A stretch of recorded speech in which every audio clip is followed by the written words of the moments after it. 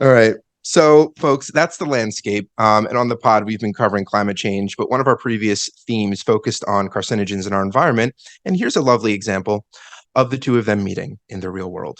So, Antoine, do you remember that big solar farm fire last year or the wind farm toxic spill of 2020 that caused massive cancer clusters throughout the US?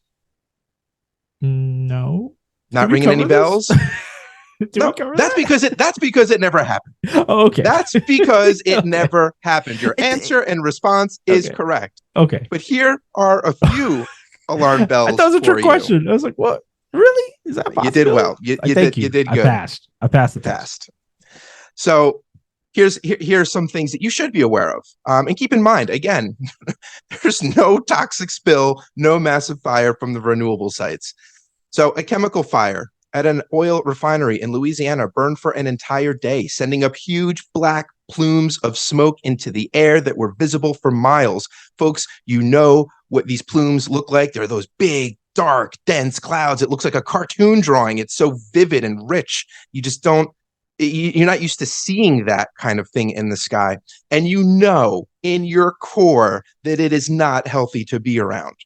So, sure, there's breathing it in, but it could just coat your property, your food, your drinking water, and can be absorbed in all types of ways for the foreseeable future. There's no real 100% cleanup from all of this. No one's coming and wiping your car down. So maybe you're asking yourself, sure, the smoke looks menacing, but how is it any different from a campfire? Well, the material burning is a liquid mixture used to make gasoline and is extremely hazardous and flammable and harmful to touch and fatal to ingest. And it is sprinkling itself all over the environment. And to that point, what does our great country allow to be zoned by an oil refinery where such a disaster is possible?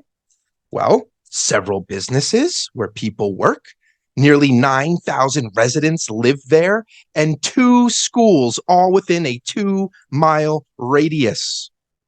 2 mile radius surrounding this oil refinery.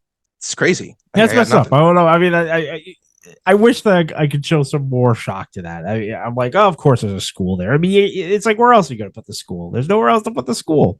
Oil refinery so big, there's nowhere else to put the school. Makes sense.